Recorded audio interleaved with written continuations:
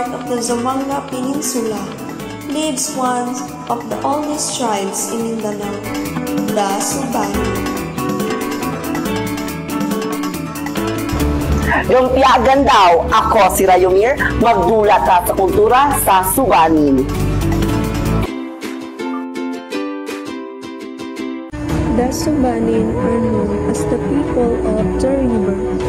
Long ago, they lived along rivers where they gathered water, food, and means of travel. Even before outsiders arrived, they had leaders called Timuay, who upheld peace, justice, and spiritual harmony.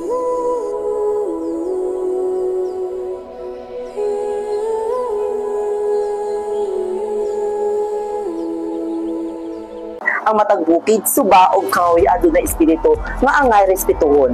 Usa sa labing bantog nilang ritual mao ang buklong. Usa ka dakong pasalamat ug pagampo lang alang sa kalinaw o kadagaya. Unsa para nimo ang kahulugan sa pagkahimo sa Subanin? Alang sa pagsunod sa mga katiguangan nga ang tradisyon o kultura masunod yun hantod karon.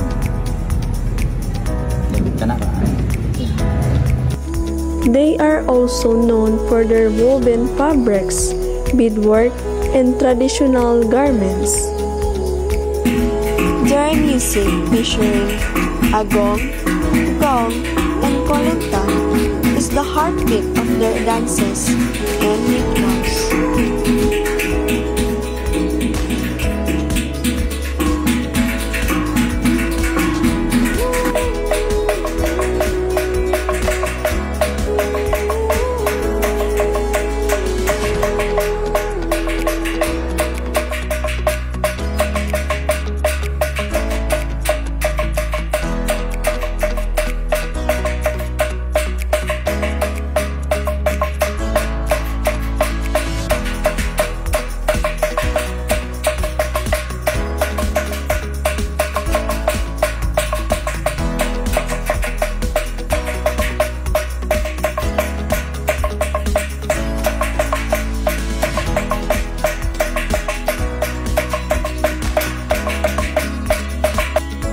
Many Subanin families rely on farming, planting corn, rice, cassava, and vegetables.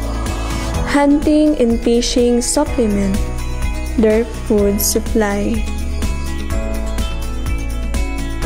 Importante sa ilang komunidad ang pagnagihiusa. Ang mga tigulang mag-istorya sa mga sugilanon, mga mito, ug ang mga pagtulunan nga nagagikan sa ilang mga ninuno.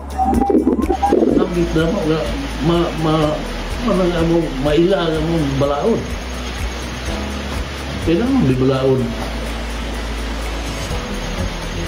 Kung nisgutan na ito ang balaod sa gobyerno 7160.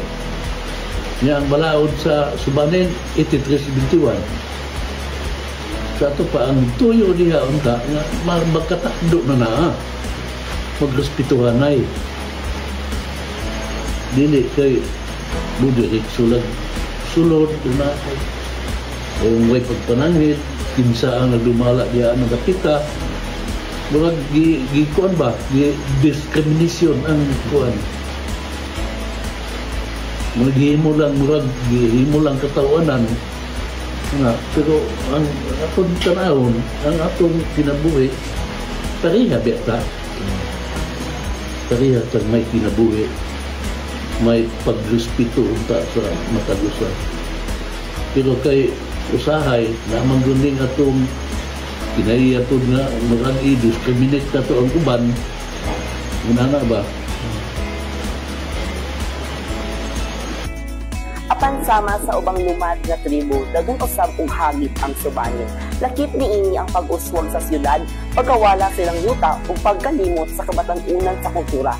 Isang tani-ana, daghang Subanin ang naningkamot nga ipadayon ang ilang kultura, pagpanalipod sa buklog, pagtudlo sa pinulungan, o pagpalig-on sa ilang katungod sa yutang kabilin. Kung mapadayon ang kabatanunan sa maedukar sila diya sa pag-eskwela, maedukar sila. O magani nga ang DepEd karon kanunay ning ka partner sa DepEd para nga mapupular po ang pinulungan sa panin. Kaya mahisgot magulta o pinulungan. So mamagana nga ang Cebuano di man yung wala na sila mahimong popular diha sa eskwelahan o sa pamantalaan. Kay giikuan ang ilang pinulungan. Disulat sa eskwelahan o sa pamantalaan ay kung maila nga mao ni pinulungan sa Cebuano o Bulanon na pinulungan. Ang subanin kung sa katibo nga puno sa kaalam, kusog ug paglaom. Ang ilang kasaysayan dili lamang sugilanon sa gagahapon, apan usa ka padayong pakimbisog o garbo. Sa pag-atubang sa pagbag-ong panahon, hinaot atong respetuhon o panalipdan ng ilang kultura.